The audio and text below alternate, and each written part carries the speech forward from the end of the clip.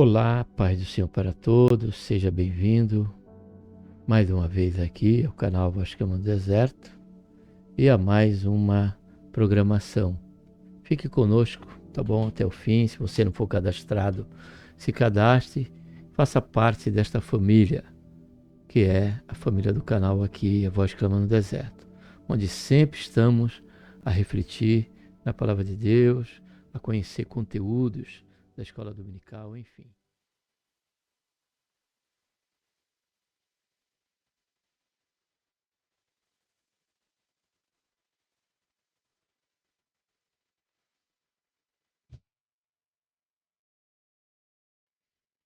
Gostaria de estar saudando a todos com a gloriosa paz do Senhor Jesus. A Ele seja a honra, a glória e o louvor. E também a nossa gratidão por tudo quanto o Senhor tem feito em nossas vidas.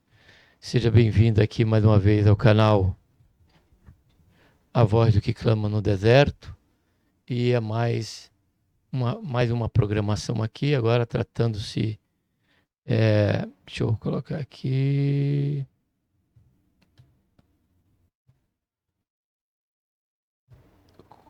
Quadro Jovem Sois Forte, onde temos nesse segundo trimestre como tema central, né? Combatendo ideologias e ensinos que se opõem à palavra de Deus. E o tema de momento que nós temos aqui a conhecer o conteúdo é a famosa, né, falácia da teoria darwiniana, né, de Darwin. Então é esse conteúdo que vamos estar tendo conhecimento agora. Uma lição dominical, classe do jovem, como também dos adolescentes, né? Muitas vezes a classe, elas são unidas, tá bom? E eu quero convidar você que chegou aqui pela primeira vez, está conhecendo o canal, você possa estar aí se inscrevendo, acionando o sininho, para que a cada programação você seja notificado. E que este canal, o canal A Voz Clamando no Deserto, venha ser uma fonte de bênção para você, porque a nossa intenção, o nosso alvo aqui, é manter sempre a nossa mente nas coisas do alto, enquanto aqui estamos a refletir na palavra de Deus em cada quadro aqui, tá bom? Para tanto, vamos estar agora orando. Pai, em nome do Senhor Jesus, nos colocamos na Tua presença, pedimos, Senhor, perdão dos nossos pecados que temos cometido. Queremos, Senhor, te agradecer por tão grande salvação, pelo nosso nome estar escrito no livro da vida, pela esperança, Senhor Jesus, que temos, de que a qualquer momento o Senhor divino buscar, para que onde o Senhor estiver, nós também venhamos a estar junto. Abençoa, Senhor, este momento, mais uma vez aqui em que nós, juntamente com cada jovem e adolescente que estiver aqui conosco, estaremos conhecendo o conteúdo de mais uma lição desafiadora, uma lição dominical, justamente para nos preparar para, Senhor, uma vida apologética também, uma vida de defesa da fé. E desse momento, vamos estar tratando aí da falácia darwiniana, Senhor, de Darwin, no que diz respeito à evolução e à forma que o mundo veio a existir. Nos ajuda, Senhor, durante todo esse período, é o que nós pedimos, já te agradecemos por tudo em nome do Senhor Jesus. Amém.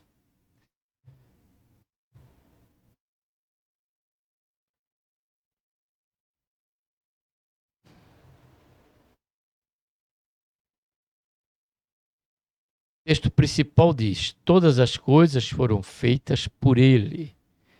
Sem ele, nada do que foi feito se fez. Aqui fala de um Criador, fala de um ser maravilhoso, extraordinário, que é Deus, que é aqui falando do próprio Senhor Jesus.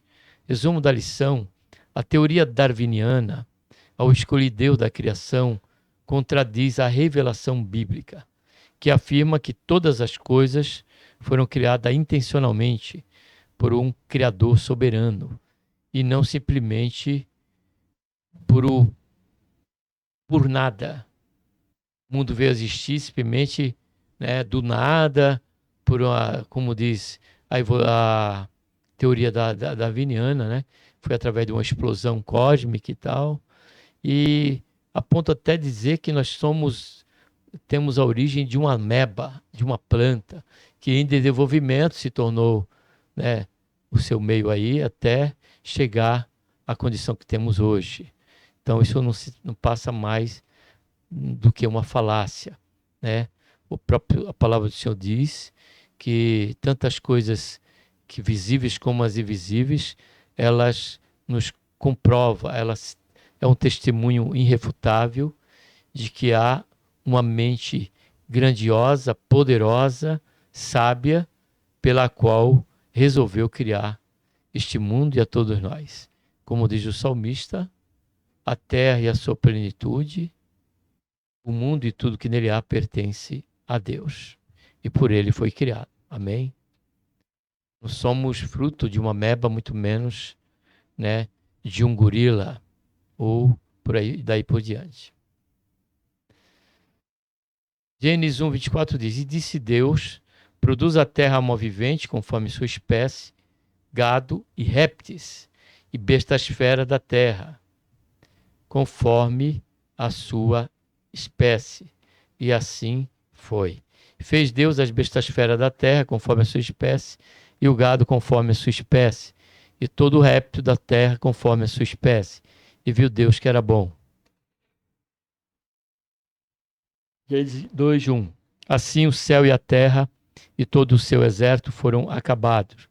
E havendo Deus acabado no sétimo dia a sua obra, que tinha feito, descansou no sétimo dia de toda a sua obra que tinha feito.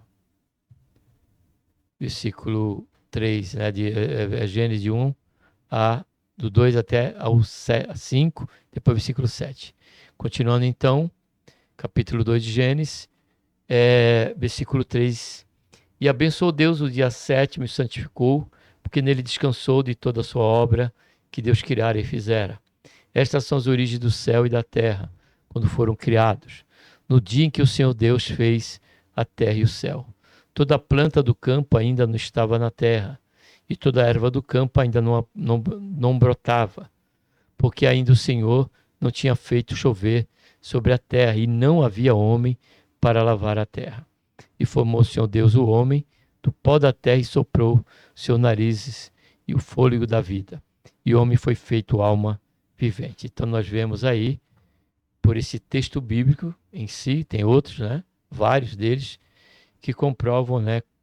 E nos dá a entender como tudo começou. Fato este que o livro de Gênesis se trata do início de todas as coisas, né? O começo, né? Introdução à teoria darwiniana da evolução tornou-se para muitos uma filosofia que exclui a necessidade de um criador. Ela defende que as espécies surgem e se transformam ao longo do tempo, por meio da seleção natural e de mutações aleatórias.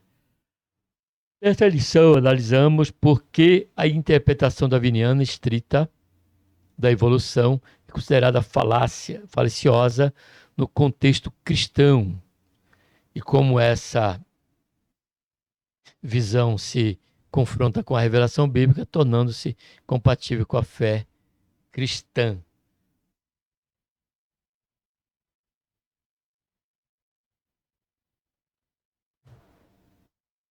Nós queremos, caro jovem, na doutrina, né, do criacionismo, ou seja, que trata justamente de todo aquele que tem Deus como aquele que tudo fez.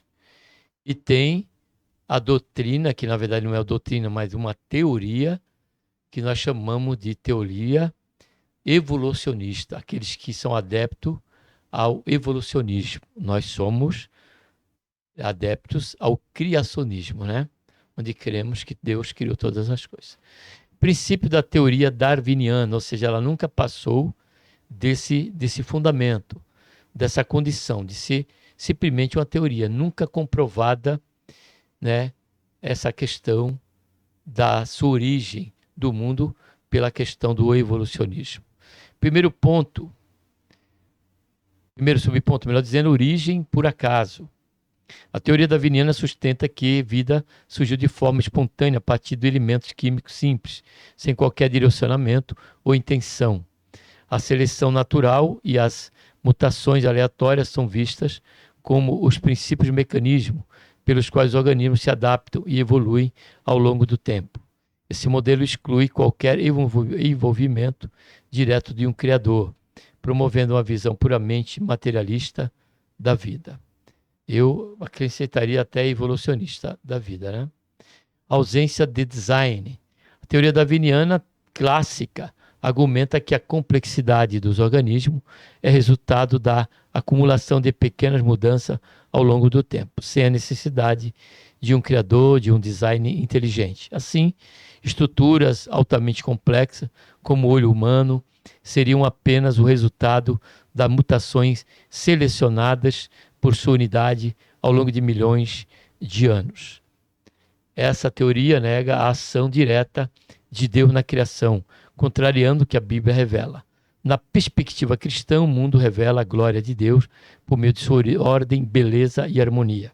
A criação não é resultado do acaso, mas sim de um plano inteligente e amoroso de Deus. Negar o design divino é rejeitar as marcas do Criador impressas em toda a natureza, oscurecendo a verdade espiritual revelada por Deus, tanto na criação quanto nas Escrituras. A própria complexidade, tomando como princípio apenas aí o ser humano, já podemos entender que jamais poderia isto ser fruto de um evolucionismo, de uma melhoria, né? Dado o fato da complexidade humana. Só para termos ideia, caro jovem, a mente humana, segundo estudiosos, corresponde a uma mesa telefônica que tem a capacidade de atender mais de 8.000 ligações ao mesmo tempo.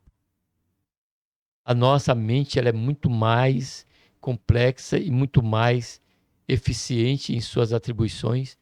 No caso da mente, só estamos falando aqui da mente, a essa comparação dada em estudo, né, que foram feitos com respeito ao ser humano nesse pertinente, né, que é a mente humana. Essa teoria nega a ação direta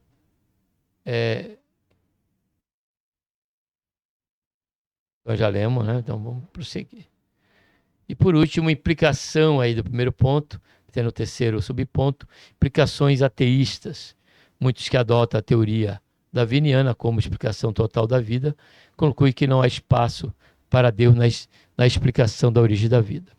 Se tudo pode ser explicado por forças naturais, então a fé, a moralidade e o propósito tornam-se irrelevantes ou produtos da evolução cultural e biológica. Isso conduz inevitavelmente ao naturalismo filosófico, que sustenta que só matéria existe e que não há realidade espiritual. A exclusão de Deus no discurso científico e cultural leva à erosão dos valores absolutos, da responsabilidade moral e da dignidade humana. O darwinismo, quando transformado em filosofia de vida, torna-se um pilar do secularismo, ou seja, quem abraça esta fé ou está sob essas algemas, né, não pode negar que seja também aí aquele adepto ao teísmo, né? Aquele que exclui Deus em tudo. A fé cristã, por outro lado, afirma que Deus é fundamento de toda a realidade e que o mundo criado não pode ser corretamente compreendido sem ele. O darwinismo ateísta não é apenas uma teoria científica, mas uma cosmovisão que precisa ser discernida e rechaçada à luz da Bíblia. A igreja deve resistir à tentativa de remover Deus da origem e do propósito da vida, mantendo firme o testemunho da criação divina. Segundo ponto, visão bíblica da criação. Vemos aí a questão da origem da teologia darwiniana através dos 3 subpontos. Agora vamos ver a visão bíblica da criação. Agora, lá nós vimos a questão do evolucionismo, aqui vamos estar estritamente voltado para o criacionismo, pelo qual nós somos apologistas desta fé. Cremos desta maneira, vivemos a mercê e sob a base desta fé. Criação ordenada. A Bíblia afirma com clareza que Deus criou todas as coisas com ordem e propósito. Esse princípio refuta a ideia de que todas as formas de vida surgiram de um ancestral comum sem intervenção divina. Deus não é apenas o criador do mundo, ele é também aquele que sustenta o mundo. Nele todas as coisas são consolidadas,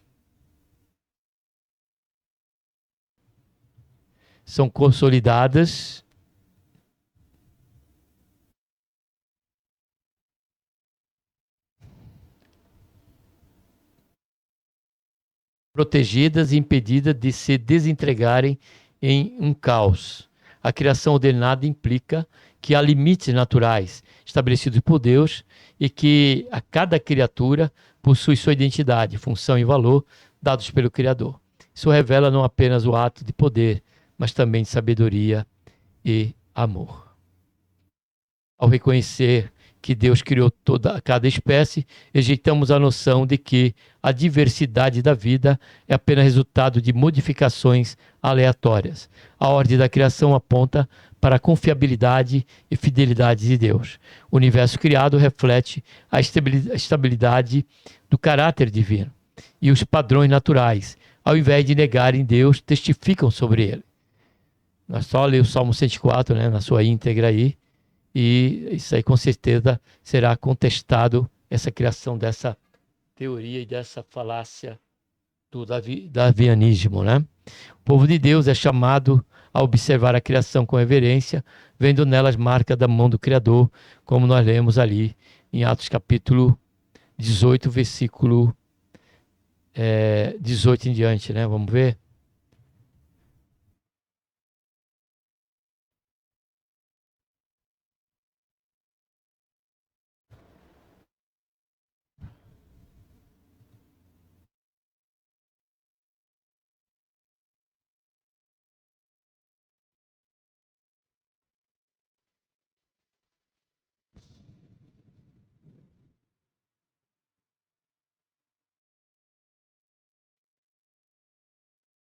Romano, né? Romanos, capítulo 1, versículo 18 em diante.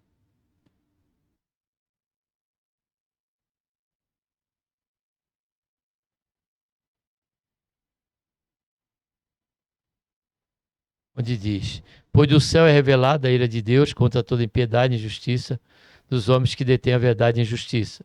Porquanto que Deus se pode conhecer, nele se manifesta, porque Deus lhe manifestou.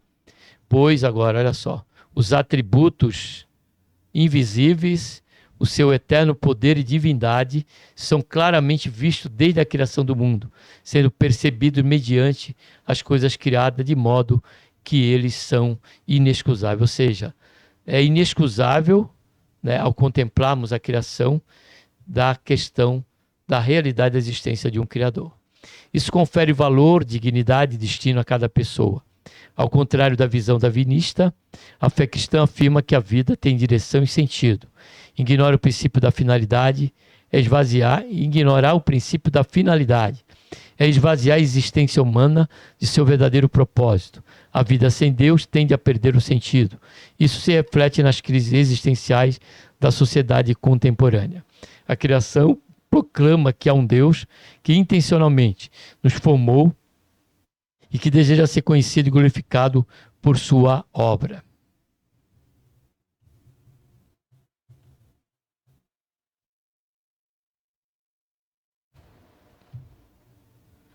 Terceiro subponto, o ser humano especial. Na revelação bíblica, o ser humano ocupa o lugar de destaque na criação. A coroa da criação. E não simplesmente um gorila, um macaco. Né? Uma questão animalesca, né? Tratar o ser humano como um animal. Né? Então vamos continuar. A questão de falar que o ser humano é um animal racional, né? Nós estamos fazendo menção aí de uma origem darwiniana, né? Nós temos que tomar cuidado e sim entender que a criação humana ela vem de uma origem divina, né? E a coroa da criação, o próprio Senhor disse: passamos o homem à nossa imagem e semelhança. Na revelação bíblica, o ser humano ocupa lugar de destaque na criação. Ensina que fomos criados à imagem e semelhança de Deus, o que significa que possuímos atributos que refletem o Criador, como moralidade, racionalidade, criatividade e espiritualidade. Isso estabelece uma distinção fundamental entre o homem e outros seres, diferentemente da teoria darwiniana, que vê o ser humano como um mero produto da evolução natural. A Bíblia afirma que há algo único em nossa origem. Fomos formados pessoalmente por Deus e dotados de espírito. Isso implica a responsabilidade moral, capacidade de adoração, necessidade de redenção. Negar essa realidade é reduzir a humanidade a uma máquina biológica. Caminhando para o final, debate e consequências. Secularização científica. A adoção do darwinismo como paradigma dominante contribui para uma crescente secularização da ciência, ou seja, uma valorização da ciência de maneira excessiva, né, e desprezando a revelação bíblica na questão no que diz respeito à criação. A explicação naturalista do mundo passou a ser considerada uma única válida, enquanto qualquer menção à fé, propósito ou criação foi descartada como não científica. Esse processo gerou impacto na cultura, na educação e até na legislação. O ensino científico, especialmente nas escolas, muitas vezes promove o darwinismo como verdade absoluta, sem espaço para o debate ou para a consideração de outras cosmovisões. A fé cristã foi marginalizada e os jovens foram formados com uma visão de mundo onde Deus é ausente ou irrelevante. Contudo, a igreja deve lembrar que ciência e fé não são inimigas. A verdadeira ciência busca a verdade e toda a verdade, por fim, pertence a Deus. Devemos promover uma ciência que seja honesta, aberta à investigação e que reconheça o limite do conhecimento humano. A fé cristã convida os crentes a amarem a verdade, incluindo verdade sobre a criação divina. Moralidade e valor é outro consequência do debate entre um e outro. Sem um criador que estabeleça o bem e o mal, cada cultura ou indivíduo pode definir seus próprios valores e a moralidade torna-se relativa. Isso enfraquece os fundamentos da ética e promove uma sociedade onde tudo é permitido. Essa visão tem consequência destrutiva, pois abre espaço para abuso, injustiça e desrespeito à vida. O aborto, a eutanásia e outras práticas tornam-se justificáveis quando a vida humana é vista apenas como produto da evolução. A Bíblia, porém, afirma que o corpo humano é templo do Espírito Santo e que cada pessoa possui valor eterno. A moralidade cristã não é baseada em opinião ou conveniência, mas na santidade de Deus e na verdade de sua palavra. Negar isso é promover um mundo onde reina a confusão e a injustiça. Por último, resposta da igreja.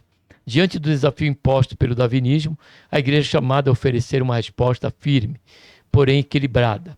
Não rejeitamos a ciência, mas afirmamos que ela deve ser submetida à soberania de Deus e autoridade das Escrituras. Devemos formar crentes que sejam pensadores críticos.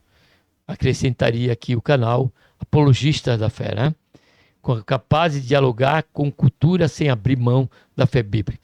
A resposta da igreja também envolve a proclamação corajosa do Evangelho, que apresenta uma cosmovisão completa: criação, queda, redenção, restauração. Ou restauração, né, e redenção por último. Em Cristo encontramos a reconciliação entre fé e razão, e a verdadeira explicação sobre quem somos e para que fomos criados. Ele é o Logos eterno, por meio do qual todas as coisas foram feitas. Assim, a igreja deve manter-se firme, ensinar com clareza a novas gerações, que não somos fruto do acaso, mas obras-primas do Deus vivo.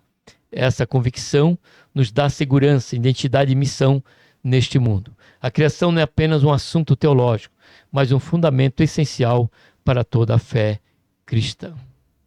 Concluindo nesta lição, reconhecemos que a teoria darwiniana é uma falácia que exclui a soberania de Deus na criação.